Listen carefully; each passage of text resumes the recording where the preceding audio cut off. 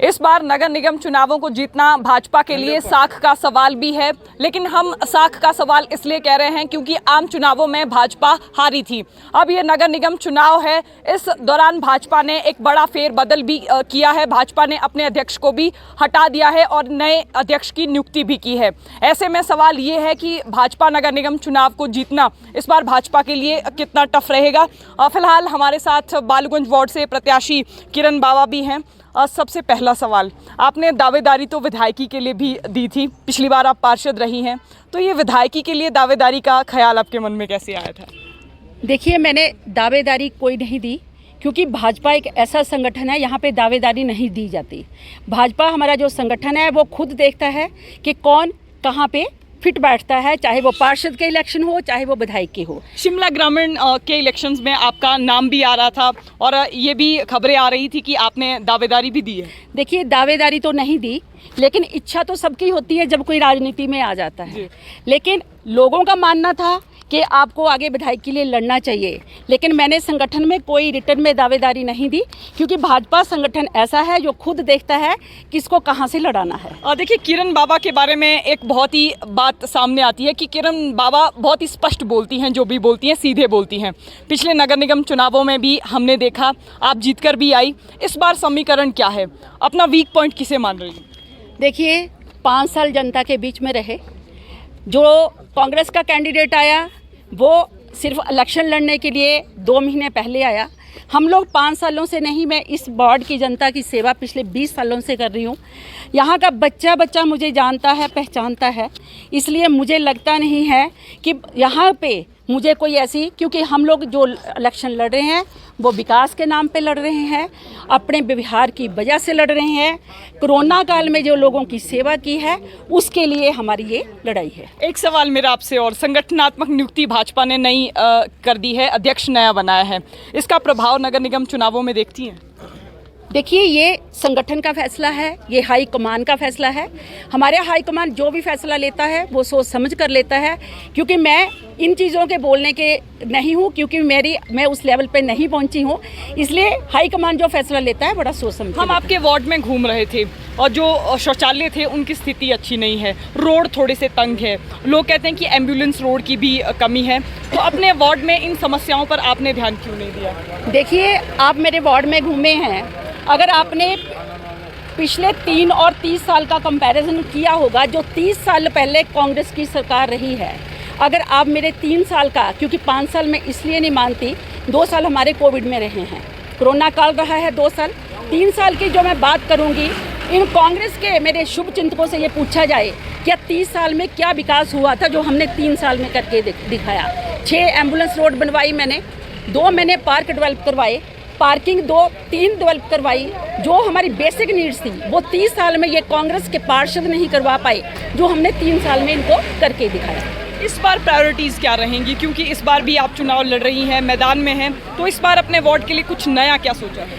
देखिए, विकास होना चाहिए, विकास निरंतर चलता है, विकास कभी रुकता नहीं है, थमता नहीं है। हमने जितने काम किए, मैं ये नहीं कहती कि मैं 100% काम किए, कमियाँ रही है, अभी मुझे बहुत काम ऐसे हैं जो दिखते हैं। आने वाले टाइम में मेरी बालूगंज की जनता, जो मेरे सारे भाई बहन हैं, वो मुझे एक बार मौका देंगे तो जितनी हमारी कमियाँ रही हैं हम पूरा करेंगे। जहाँ तक आपने बात रही की है, मैं आपके चैनल के माध्यम से ये बताना चाहूँगी कि जो ये बिजली की तारों के आप जगह जगह गुच्छे देख रहे हैं, मैंने ये एप्लीकेशन बड़ी पहले दे दी थी।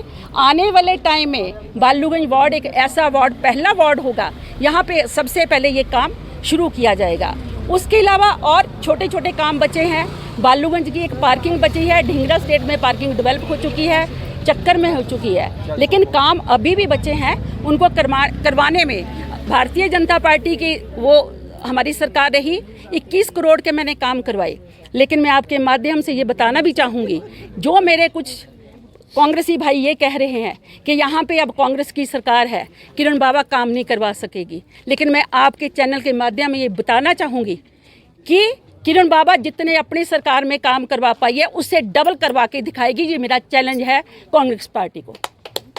और देखिए प्रत्याशी तो हमारे साथ थे ही थे, लेकिन भाजपा ने इस बार प्रवासी प्रभारियों को भी नियुक्त किया है, जिसमें कुछ विधायकों की ड्यूटियां लगाई गई हैं, हारे हुए कुछ पूर्व में रहे मंत्रियों की ड्यूटी भी लगाई गई है। फिलहाल इस वार्ड के प्रभारी भी हमारे साथ हैं। विनोद जी, आपसे पहला सवाल, भाजपा ने जिस समय नगर निगम चुनाव नज़दीक था एक संगठनात्मक फेरबदल कर दिया, इसका प्रभाव नगर निगम चुनावों में देखते हैं?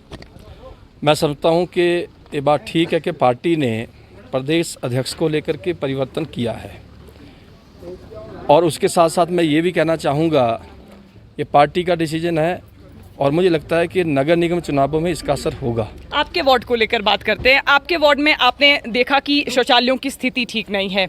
आपका प्रत्याशी भी लंबे समय से इस वार्ड में पार्षद के तौर पर काम कर रहा था, लेकिन अब इस बार नया आपने क्या इस वार्ड में पाया? मैं कहना चाहूँगा कि पिछली बार मेरी ड्यूटी इसी वार्ड में लगी थी, और मैं कहना चाहूँगा कि बालूगंज के अंदर जब मैं 2017 में आया था तब का बालूगंज और अब के बालूगंज में दिन रात का अंतर है। मैं आपको एक बात कहना चाहूँगा, जिस रोड के ऊपर आप चल रहे हैं, मैं चल रहा हूँ, सारे कार्यकर्ता चल रहे हैं, अगर आप 2017 में इस रोड को देखते तो यहाँ से एम्बुलेंस निकलना भी मुश्किल होती थी। लेकिन मैं बधाई देना चाहूँगा किरण बाबा जी को, जिनके अथक प्रयासों से आज ये रोड आप देखेंगे कि 2 गाड़ियाँ अगर यहाँ से पास हो रही है तो इसका पूरा श्रेय मैं किरण बाबा जी को देना चाहूँगा, भाजपा की सरकार को देना चाहूँगा।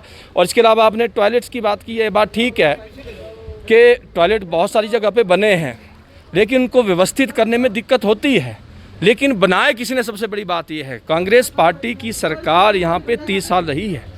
30 सालों में जितना काम इस वार्ड के अंदर नहीं हो पाया है, जितना काम किरण बाबा जी ने इस 5 साल के कार्यकाल में करके दिखाया है। और हमारा लगभग डोर टू डोर जाना हर जगह हुआ है। आज इस क्षेत्र के हमारे बुजुर्ग, माताएं, बहनें, नौजवान साथी इस बात को कहता था कि जहां पर रास्तों की दिक्कत थी वहां पर बहन ने एम्बुलेंस रोड पहुंचा दी है। लेकिन ये बात सही है कि एक बार में सब चीज़ें हो जाए, संभव नहीं हो सकता, लेकिन फिर भी किरण जी ने बहुत बेहतरीन काम किया है। और मैं तो ये कहना चाहूँगा, वाजपेयी जी कहते थे जांचा, परखा और खरा, और मैं इस वार्ड के सभी कार्यकर्ताओं को कहना चाहूँगा, आपने 5 साल किरण बाबा जी को देखा है। दुख की घड़ी में किरण बाबा जी जनता के साथ रही है, सुख की घड़ी में किरण बाबा जी जनता के साथ रही है। जब भी जनता ने किरण बाबा जी को याद किया, मैं कहना चाहूँगा परिवार का सदस्य बाद में पहुँचता था और किरण बाबा पहले पहुँची थी, ये यहाँ के लोगों का कहना है। और देखिए एक सवाल और भी आ रहा है, कांग्रेस के लोग कह रहे हैं कि भाजपा ने इस समय इतना बड़ा फेरबदल कर दिया, भाजपा में अंदर खाते कुछ ठीक नहीं चल रहा है, इसलिए भाजपा नगर निगम का ये चुनाव भी हार जाएगी। मैं ये कहना चाहूँगा कि भाजपा के अंदर सब कुछ बहुत बढ़िया चल रहा है, और कांग्रेस पार्टी अगर ऐसा आरोप लगा रही है तो मैं कांग्रेस को कहना चाहूँगा कि जिनके शीशे खुद घर के होते हैं वो दूसरे के घरों के पत्थर नहीं मारा करते, वो अपने घर की चिंता करें। जो घर उनका अब उनके हाथ से निकलने वाला है। और आज मैं ये भी कहना चाहूँगा, नगर निगम का चुनाव भाजपा जीतेगी।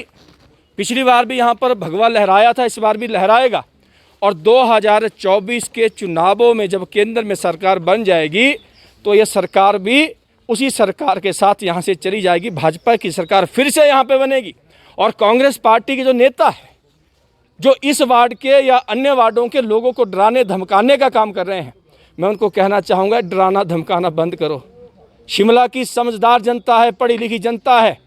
ये शिमला की जनता जो है डराने धमकाने से आपके पक्ष में नहीं होने वाली है। किसने डराया धमकाया? एक कांग्रेस पार्टी के नेता जो है कर्मचारियों को डराने का काम कर रहे हैं, गरीब लोगों को धमकाने का काम कर रहे हैं। मैं कहना चाहूँगा शिमला की जनता समझदार पढ़ी लिखी जनता है, और जनता ने मूड बना लिया है। जनता ने मूड बना लिया है कि इस बार फिर से यहाँ पे भाजपा आएगी, भाजपा की सरकार बनेगी। इस नगर निगम के अंदर भाजपा ही जीत करके आएगी। इस तरह का मन पूरे इस क्षेत्र के लोगों ने बना लिया है, ये मैं निश्चित तौर पर कहना चाहूँगा। एक मेरा आखिरी सवाल, आम चुनावों से ये जो नगर निगम का चुनाव है ये कई मायनों में अलग होता है, आपने भी ये बात शायद महसूस की होगी। लेकिन एक सवाल ये भी आता है कि भाजपा ने जो पन्ना प्रमुख बनाए थे, जो त्रिदेव बनाए थे, वो इन चुनावों में कहीं नजर नहीं आते, उनको ढूंढना पड़ता है, ऐसा कार्यकर्ताओं का भी कहना। जैसा कि आपने कहा कि विधानसभा के चुनावों की परिस्थिति कुछ अलग होती है, लोकसभा के चुनावों की परिस्थिति कुछ अलग होती है, और नगर निगम नगर परिषद के चुनावों की स्थिति कुछ अलग होती है। लेकिन मैं आपको कहना चाहूँगा अभी 5 महीने ही प्रदेश में सरकार को बने हुए हो गए हैं, और जो नई 10 गारंटियों की जो बात कर रहे हैं और जो पिछली बार की उन्होंने जो 10 गारंटियाँ दी थी उनमें से मैं समझता हूँ कि कोई भी गारंटी पिछली सरकार ने पूरी नहीं की है। और इस चुनाव में जनता इस बात को महसूस कर रही है कि हमसे पिछली बार के विधानसभा के चुनावों में गलती हुई है और उस गलती को ठीक करने के लिए जनता तैयार बैठी है। 2 तारीख को जनता जवाब देने वाली है, फिर से भगवा लहराने वाला है, कमल खिलने वाला है, ये मैं निश्चित तौर पर। सवाल मेरा आपसे भाजपा को लेकर था, जो पन्ना प्रमुख थे, त्रिदेव थे, आपने सवाल ही घुमा दिया, आपने जवाब भी घुमा दिया। उस सवाल पर आइए जरा। मैं कहना चाहूँगा, आपने जहाँ तक पन्ना प्रमुख की बात की, हमने भी यहाँ के पन्ना प्रमुखों से संपर्क किया। कुछ लोग सरकारी कर्मचारी है जो दिन को नहीं मिलते, वो शाम को मिलते हैं। कुछ पन्ना प्रमुख हमारे दिहाड़ी लगाने भी जाते हैं। हमने कहा कि भाई आप दिहाड़ी भी लगाइए, आप ड्यूटी भी कीजिए, लेकिन सबसे महत्वपूर्ण ड्यूटी जो है वो 2 तारीख की है। और सभी ने इस बात को माना है कि हम अपना वोट तो देंगे, अपने परिवार का भी वोट देंगे, और अपने पन्ने में जो 30 लोग आते हैं उसमें भाजपा को बहुमत में वोट मिलेंगे। ये सभी पन्ना प्रमुखों ने यहाँ पे कहा है और निश्चित तौर पर वो अपने तरीके से काम कर रहे हैं। हमारे पार्षद जी अपने तरीके से काम करें, संगठन अपने तरीके से काम कर रहा है। तो 2 तारीख को जब चुनाव होगा और 4 तारीख को जब परिणाम निकलेगा, परिणाम आपके पक्ष में होगा। सारा संगठन इनके साथ है, ये मैं कहना चाहूँगा। आपने कहा था कि जो भाजपा ने वो कांग्रेस ने फर्जी वोट बनाए हैं। अब आपसे सवाल ये है कि भाजपा ने कितने फर्जी वोट बनाए? भारतीय जनता पार्टी ने कोई भी फर्जी वोट नहीं बनाया, ये मैं स्पष्ट कहना चाहूँगा। ये बात ठीक है कि कांग्रेस पार्टी के नेताओं ने पूरे शिमला के अंदर लगभग 15 से 20 हज़ार के बीच में फर्जी वोट बनाए हैं, लेकिन मैं कहना चाहूँगा आप जितने मर्जी फर्जी वोट बनाने होंगे बना लो, आपका बेड़ा उन फर्जी वोटों से भी पार नहीं होने वाला है। हमारे पार्षद अपने काम के कारण जो काम इस शिमला के अंदर किए गए हैं, स्मार्ट सिटी को लेकर कितने बेहतरीन काम आदरणीय जयराम ठाकुर जी के नेतृत्व में जो हुए हैं, उन कामों के दम पे फिर से भाजपा आने वाली है, यही मैं कहना चाहूँगा। देखिए, सिटी संवाद की इस कड़ी में हम आज बालूगंज वार्ड भी पहुंचे थे। बालूगंज वार्ड के प्रत्याशी, भाजपा प्रत्याशी से भी हमने बात की और साथ में जो प्रवासी प्रभारी नाचन विधानसभा क्षेत्र के विधायक विनोद से भी हमने बातचीत की। तो बहरहाल संवाद भारत में अभी के लिए बस इतना ही। नमस्कार।